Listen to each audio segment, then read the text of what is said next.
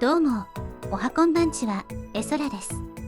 今回は雑談会です。私事ですが、YouTube に動画投稿を開始して1年が過ぎました。まずはいつもご視聴いただきありがとうございます。チャンネル登録していただいている方には、さらに感謝感激。まだ登録してないよって方は、今のうちにポチッと登録しちゃいましょう。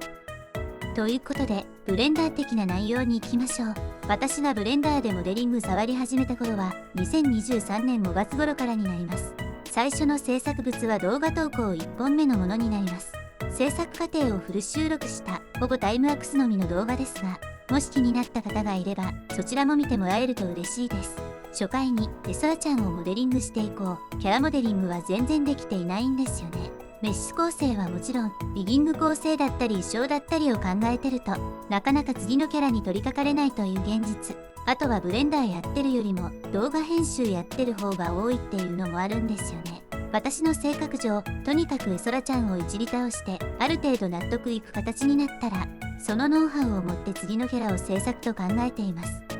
ちなみに2024年は揺れ物を中心に物理演算をよくいじっていた気がします。そこから質感が気になってきたので最近はマテリアルをシェーダーでいじってることが多いですね。サムネにもなっていますが、この下着は一番最近の制作物ですね。最近までテクスチャー作成はネット画像だったりステーブルディフュージョンによる画像生成でごまかしてきましたが、今回はがっつりペイントソフトを使いました。ソフトはクヒタなので無料ですが、操作がまだまだ慣れずいろいろ調べながら作業してます。ペイントソフトはクリスタとアイビスも結構迷いましたが、基本的にイラストを描くというよりテクスチャー用画像の制作がほとんどだと思ったのでクリタを選んだ次第です。サブスタンスペインターは興味はありましたがちょっと手が出ませんでしたね。まあそれよりも実はこのテクスチャー画像マウスで描いたんですよね。描いたといっても元となる画像はあったんですけどかなり大変でした。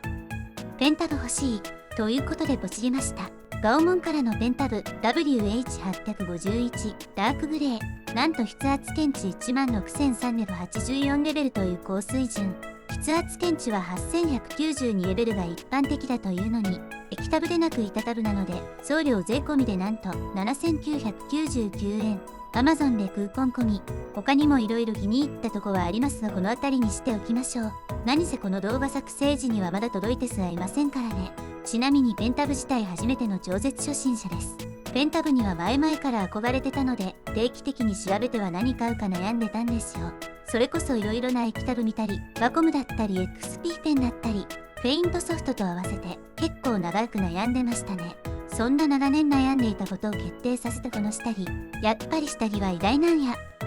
デバイスつながりで左手デバイスについて少し。私は 3D コネクションのスペースマウスプロを使用しています。実は仕事で長年CADを使っていましてそっちでずっと 3D コネクションを使っているんですよね。CAD 界隈では結構有名なんじゃないかと思います。それがないと 3D ビューをグリグリするのにストレスを覚える体になってしまっているんですよね。これはブレンダー触り出して数ヶ月後に購入してます。定価だと高いのでフリマアプリで1万円台くらいで購入した記憶。Amazon とかにもありますが定価より高いものも多いです。プレネというか単純に需要が少なくて流通量が少ないのかな。私は状態そこそこで値段の安いのが出るのをフリマアプリで待ってました。それもあって入手するまでに数ヶ月が経ってしまってましたね。イラストや CG 関係で左手デバイスを探すともっと違うものが多いと思います。ブレンダーやる上でどっちが適しているか分かりませんがなんとなく 3D コネクションはビュー操作がメインで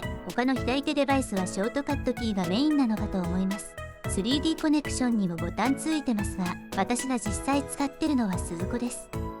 デバイス関連の話はこの辺りで、あとは2025年の抱負的な話をしようかと。板タブも買ったのでエソラちゃんの髪の毛やボディテクスチャーを一通り改善してちゃんとした衣装も作りたいです。エフェクトとかつけてかっこいいアクションとかダンス的なものだったり見せる動画を投稿できるようになれたらいいなと思ってます。もちろん今まで通りチュートリアル的な解説動画も続けたいですね。セクシーチュートリアルはセンシティブな意味で実は難易度がすごく高いです。もっとやりたいんですけどね。 YouTube 的に見せれないものだらけなので動画構成に悩みます。あとは今回みたいなブレンダーに無理やり関連付けて雑談会とかも考えてます。需要があるか分かりませんが結構こうやって話をするのは好きなんですよね。ブレンダー以外のソフトやデバイスだったり、もしかしたらゲーム配信だったり、といってもゲームの内容はかなり薄味で、ゲーム内で使用されているモデリングとかの話とかになりそうですね。2024年は自分のスキル定着も含めて、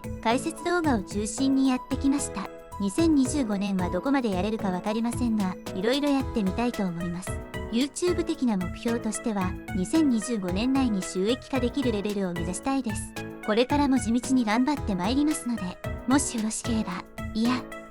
ぜひとも、これからも応援のほどよろしくお願いします。そして皆様にとっても良い一年になりますように。ということで、ここまでご視聴ありがとうございました。では次回の動画でまた会いましょう。